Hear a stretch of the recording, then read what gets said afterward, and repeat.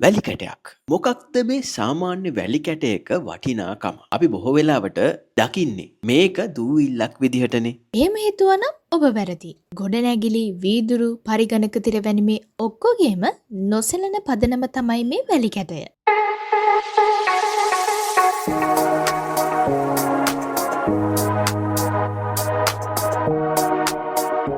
ඒ වගේම මේ වැලි කැටය අවුරුදු දහස් ගණනක රසවත්ම පුරාණ රහසක් රැගෙන එනවා. ඒ රහස තමයි ලෝකේ වැඩිපුරම පානය කරන පානයක් වන කෝපි සෑදීම සඳහා මේක වැදගත් වෙනවා. අද අපේ ගමන තුර්කියේ ඉස්තාන්බුල් නගරේ හරහා. අපි සොයා බලන්නේ සෑන් කොෆි හෙවත් වැලි කෝපිවල සැබෑම මැජික් එකයි.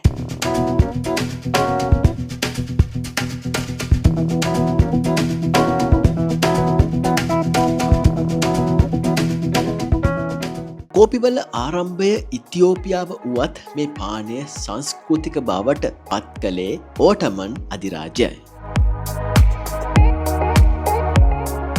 අදටත් ස්ථාන්බූල් වීදිවල අපිට මේ සාම්ප්‍රදායික ක්‍රමය දකින්න පුළුවන්. එම රසවත් කෝපි සාදන්නේ රත්තුණු වැලි සහ තම බඳුනක් භාවිතා කරගෙන. මේ වැලි කෝපිවල විද්‍යාත්මක රහස මොකක්ද? මේ වැලිවල ඇති තාපය සෙමින් බඳුන පුරාම ඒකාකාරීව සන්නායනය කරනවා.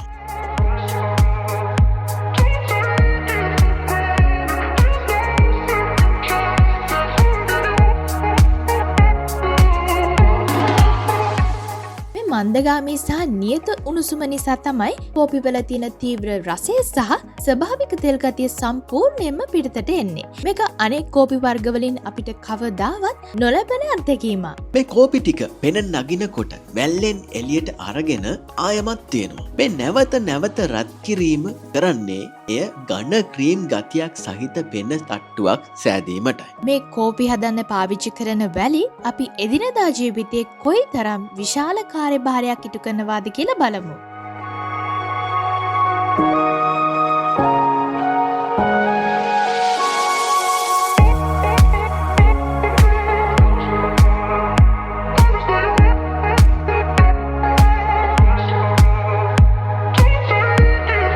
ලෝහ කර්මාන්තයේදී මේ වැලි භාවිතා වෙනවා. එන්ජින් කොටස්, ආභරණ ඒ හැම දෙයක්ම හදන්නේ වැලි අච්චු වලින්. ඒ වගේම වීදුරු නිෂ්පාදනයේදී මේ වැලි යොදා ගන්නවා. මේ වැලිවල මූලික අමුද්‍රව්‍ය වන සිලිකා සමග සෝඩියම් කාබනේට් ඉතා අධික උෂ්ණත්වයකට රත් කරලා වීදුරු බවට පත් කරනවා. වැලි කැටය, තාක්ෂණය, කලාව, ඉදිකිරීම සහ ඉතිහාසය අතර මේ සියල්ලම සම්බන්ධ කරන පාලම මේ සාමාන්‍ය දේ තුල සැඟවුණු විශාල වටිනාකමක් ඔබට වැටහෙනවා ඇති. මේ වැලි මත උපදින කෝපි කියන්නේ ඒ වටිනාකමේ එක් රසවත්ම පරිච්ඡේදයක් විතරයි. මේ ඝන තීව්‍ර රසයක් දෙන පානයෙන් ඔබට ලැබෙන්නේ අලුත් අත්දැකීමක් වගේම අවුරුදු දහස් ගණනක් පැරණි සංස්කෘතියක කොටසක්.